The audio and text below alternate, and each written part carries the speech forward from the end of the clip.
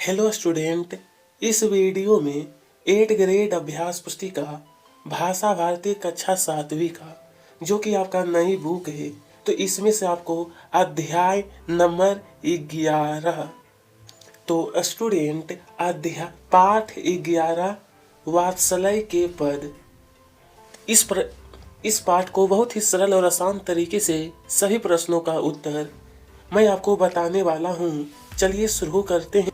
तो पहला प्रश्न, कृष्ण बलराम को क्या कहकर बुलाते हैं? ध्यान दीजिए, कृष्ण जो है बलराम को, तो ऑप्शन दिया गया है। पहला बलभद्र, श्याम, दाऊ या फिर मोहन। इस प्रश्न का सही उत्तर दाऊ कहकर बुलाते हैं। अगला प्रश्न है, मोहन मुख ऋष की ये बातें पंक्ति में अलंकार है। तो पंक्ति में अलंकार क्या है? आपका ऑप्शन है अनुप्रास, उपमा या फिर सलेश या फिर रूपक। इसका सही आंसर अनुप्रास अलंकार है। ये जो पंक्ति आपका दिया है इसमें अनुप्रास अलंकार है। प्रश्न तीसरा, जहाँ पुत्र या शिशु के प्रति स्नेह का वर्णन हो वहाँ रस होता है। ऑप्शन दिया है श्रृंगार, करुणा, वात्सल्य या फिर अद्भुत। इसका सही आंसर वात्सल्य होगा। प्रश्न नंबर 4, कृष्ण का अन्य नाम मतलब दूसरा नाम क्या है? बलभद्र, नंद, रसखान या फिर श्याम। इसका सही उत्तर श्याम। कृष्ण का एक अन्य नाम श्याम है। प्रश्न 5, जनमत ही को धूत। पंक्ति में धूत शब्द का अर्थ। ध्यान दीजिए, ये जो धूत आपका दिया है इसका अर्थ ऑप्शन दिया है चंचल, चालाक या फिर हंस मुख या शरारती। इसका डी ऑप्शन सही है, शरारती होगा। ठीक है। अगला प्रश्न अब है रिक्त स्थान व विद्यार्थी। रिक्त स्थान वाला प्रश्न, ये आपको कुछ शब्द दिया है, इसी की सहायता से रिक्त स्थान को पूरा करना है। प्रश्न 6, पाठ अनुसार दाऊ। तो यहाँ पर आपको भरना है कृष्ण को खींचाते हैं। अगला है रसखान कवि ने अपनी रचनाओं में कृष्ण की भक्ति की है। कौन? तो रसखान कवि ने। चलिए, मैया री मुही माखन भावे पंक्ति में, ये जो पंक्ति है इसमें आपका अनुप्रास अलंकार है। कौन सा? अनुप्रास अलंकार। जसोमती है और ये आपका जसोमती के अन्य नाम असोदा। क्या है? असोदा। आज गई होती भोरही हो, पंक्ति में भोर शब्द का अर्थ, इसका जो अर्थ होता है सवेरा। क्या होता है? सवेरा। ठीक है, यहाँ तक आपका कंप्लीट। चलिए अब अति लघु उतरिए। अति लघु उतरिए का प्रश्न 11, वात्सल्य के पद पाठ में गोपिका सुबह सुबह कहाँ गई थी? इस प्रश्न का उत्तर आपको बहुत ही सरल और आसान तरीके से लिखना है। गोपिका सुबह सुबह यमुना नदी के किनारे गई थी। कहाँ पे? तो यमुना नदी के किनारे। प्रश्न 12, काव्य में रस किसे कहते हैं? तो देखिए, काव्य में किसी कविता, कहानी या नाटक को पढ़ने या सुनने से जो आनंद प्राप्त होता है उसे काव्य रस कहते हैं। उसी को कहते हैं काव्य रस। ठीक है, देखिए बिल्कुल सरल शब्द में आपको उत्तर बता रहा हूं कि आपको समझने में काफी आसानी रहे। प्रश्न 13, स्वामी भक्त शब्द का वाक्य में प्रयोग कीजिए। इसका उत्तर इस प्रकार है, हनुमान जी को एक आदर्श स्वामी भक्त माना जाता है, जिन्होंने राम जी की सेवा में अपना पूरा जीवन समर्पित कर दिया।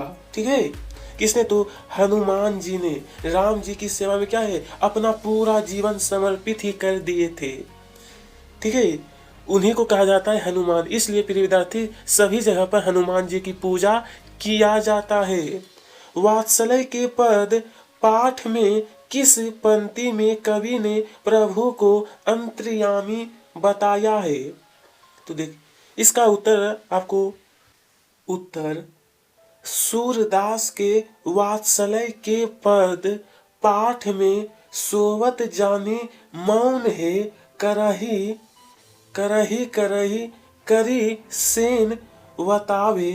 इस पंक्ति में कवि ने प्रभु को अंतर्यामी बताया है। इसी पंक्ति में कवि ने प्रभु को क्या?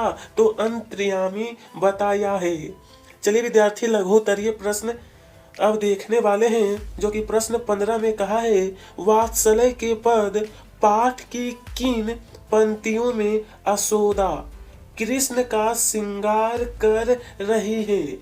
ठीक है, तो प्रिय विद्यार्थी, यहाँ पर बोला कि यशोदा कृष्ण का श्रृंगार।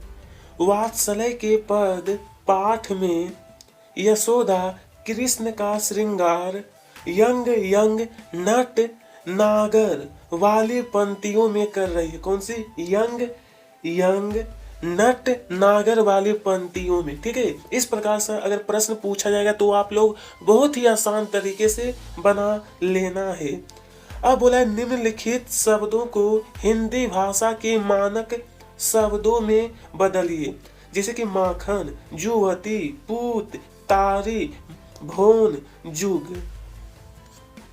देखिए, ये जो आपको कुछ शब्द दिया गया है, इसका मानक शब्द में बदलना है। तो माखन का होगा मक्खन, जुवती का होगा युवती, पुत्र पुत्र, ताली तारी का ताली, ये होगा आपका भवन, ये होगा आपका युग।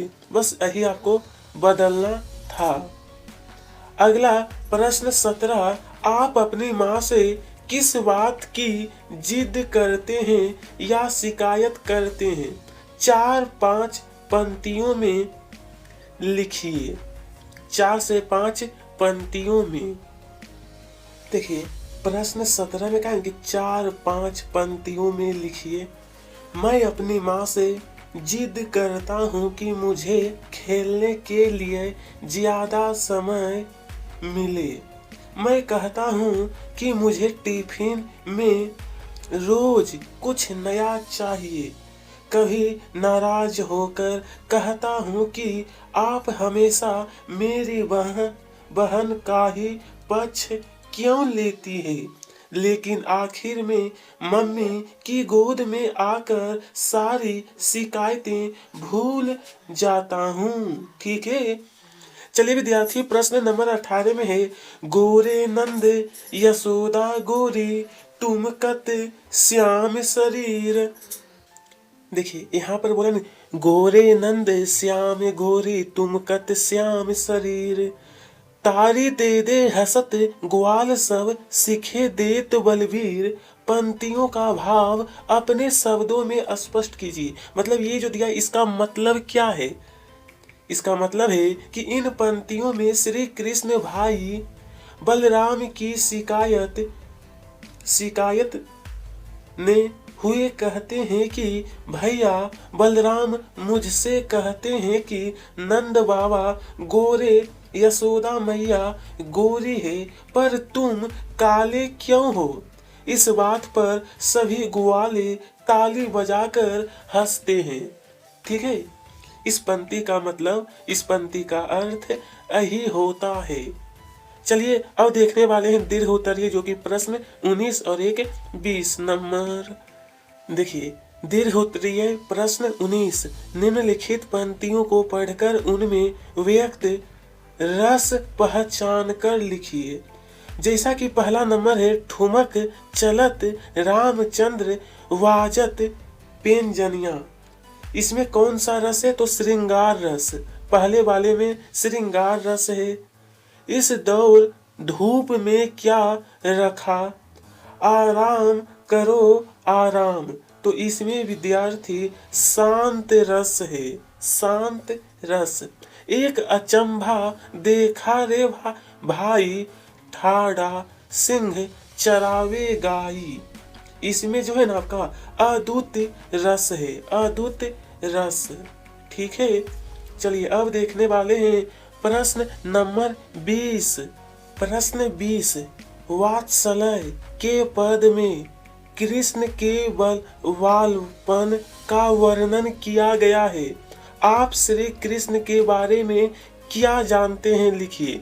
देखिए इस पाठ में क्या है, कृष्ण के बालपन यानी उसके बचपना के बारे में वर्णन किया गया है। तो आप कृष्ण के बारे में क्या जानते हैं?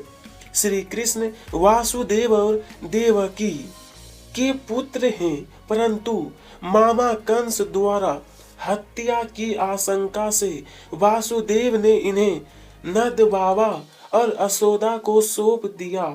श्री कृष्ण के भाई का नाम बलराम था। श्री कृष्ण बचपन में बहुत नटखट थे। श्री कृष्ण माखन चुरा कर खाते थे, इसलिए उन्हें माखन चोर भी कहा जाता है।